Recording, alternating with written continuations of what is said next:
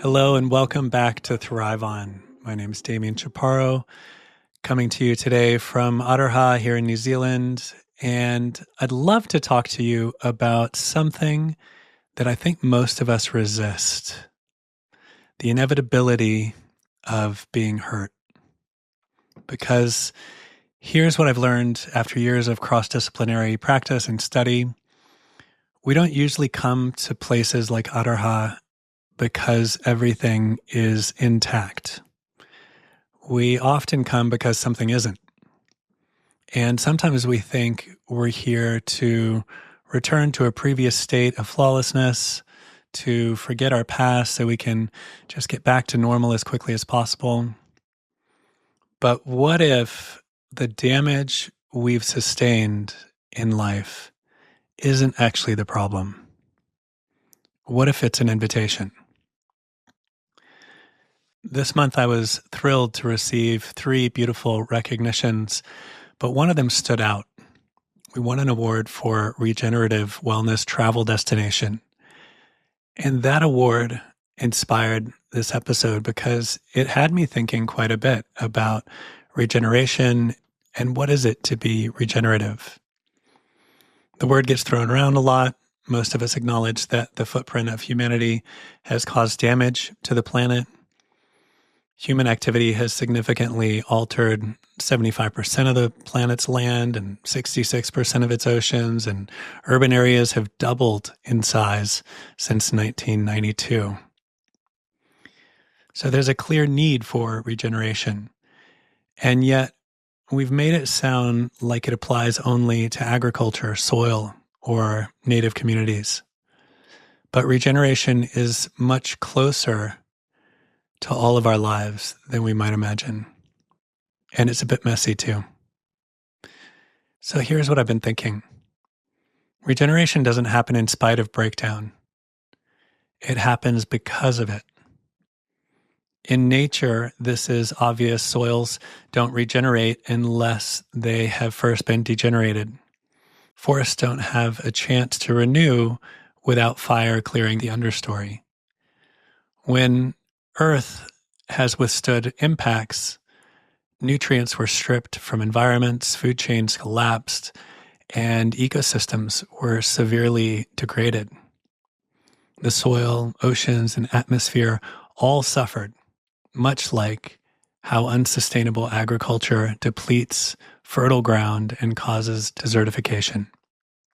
The only difference is one is man-made. The pattern is everywhere. Degeneration creates the opportunity for regeneration. Even in your muscles, they don't grow stronger without first being stressed and strained. And it's the same with us. Who would you be without your hardships? If your heart had never broken, or you'd never lost someone you loved, or understood how regret or shame inversely shape appreciation and resilience, who would you be? Most meaningful growth in our lives comes from suffering. After degeneration, after breakdown, after the moment when it falls apart. The question isn't whether you'll experience degeneration. You will. We all do. The question is, what will you do when it happens? So, let me share what we've learned about working with this cycle rather than against it. These are insights that come from studies of permaculture all the way through to human culture and from my own journeys through breakdown and renewal. First, recognize where your world is in the cycle. Environmentally, politically, familially, or personally, you can apply this at the level where you're most called to work. There will be cycles of degeneration that you are uninterested in, and those you're called to step into.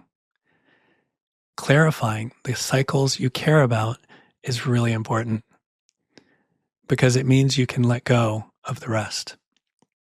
So ask yourself, what in my life is degenerating right now? Maybe it's your health, a relationship, global structures, the environment, or your sense of purpose. Don't fix it yet. Don't judge it. Just see it. Second, create the conditions for metabolization. This is where most people get stuck. We acknowledge something's degenerating, but then we just kind of sit in it or numb it or avoid it or collapse in it. Regeneration requires actively stepping into the space created by degeneration. So let's identify the opportunity that's being created. If a relationship's crumbling, how might you actively step through the grieving process? If you could only create one change that supports our forest, what would it be? If you're sick of politicians who polarize, how would you most like to create bridges where they've already been burned? If we don't empower and move the energy of degeneration, we tend to get numb, hopeless, lost. This can mean cognitively moving or quite literally moving energy or our bodies. Stress that's stored in our body needs to move through. This is why our guests hike every day, not just for fitness, for processing and release. We also need to create space and silence for this process. Enough quiet that you can actually hear what's trying to emerge from within you. This is why we disconnect from devices, from news cycles, from the hum of constant noise on retreat. We use practices that create coherence like breathwork, meditation, somatic movement, dance. These aren't luxuries. They're how you process what's degenerating and make space for what's to be born.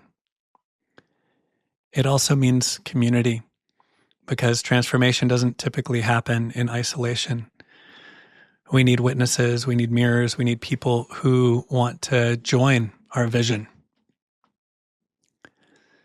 So, let me give you something practical you can do today, right now, wherever you are. Take 15 minutes, not 5, not 10. It takes about 15 minutes. Find somewhere you won't be interrupted. Sit down with your journal, or you could try voice memo. Write this question at the top. What am I ready to acknowledge has died? Not what you think you should acknowledge, not what sounds responsible. What actually needs to fall away for you to step into something new? Maybe it's an identity you've outgrown. Maybe it's a relationship pattern. Maybe it's an internal conflict with how life is. Write without editing.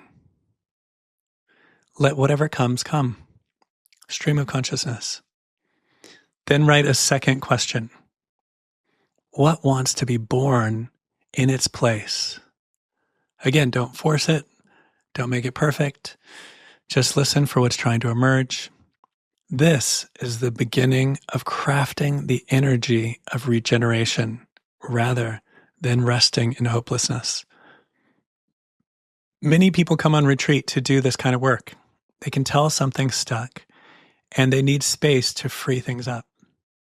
Aroha often comes after the initial degeneration, and it provides space and time to metabolize, time for emergence, and time for something new to stabilize.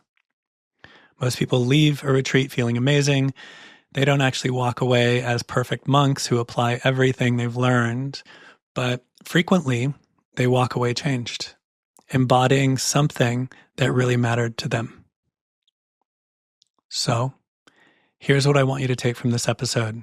1, stop resisting the breakdowns. They're not failures. They're the soil from which our next growth emerges. 2, you can't regenerate what you haven't chosen. Get honest about what's degenerating that you deeply care about. 3, create conditions for metabolization. Movement, silence, reflection, community. These aren't optional. They're really how the cycle completes. And 4, give it time plus attention and commitment. Regeneration takes as long as it takes, and sometimes our role is only to begin and not to finish. Lastly, 5, remember that your personal regeneration ripples outwards. When you allow what needs to die, and give space for what wants to emerge, you don't just change your own life. You change your family, your workplace, your community, the world. And the world doesn't need more people stuck in patterns of helplessness, holding it together with willpower. It needs more people brave enough to fall apart and to regenerate. If what I've shared today resonates, I invite you to do that journaling exercise, 15 minutes, 2 questions, see what wants to be known. And if you find yourself in a place where you need more support, more space, more time to complete this cycle, that's what we're here for. That's why aroha exists. Thank you so much for listening today. If you want more, you can find us on your favorite listening platforms. We always appreciate your engagement. May you thrive on today and every day.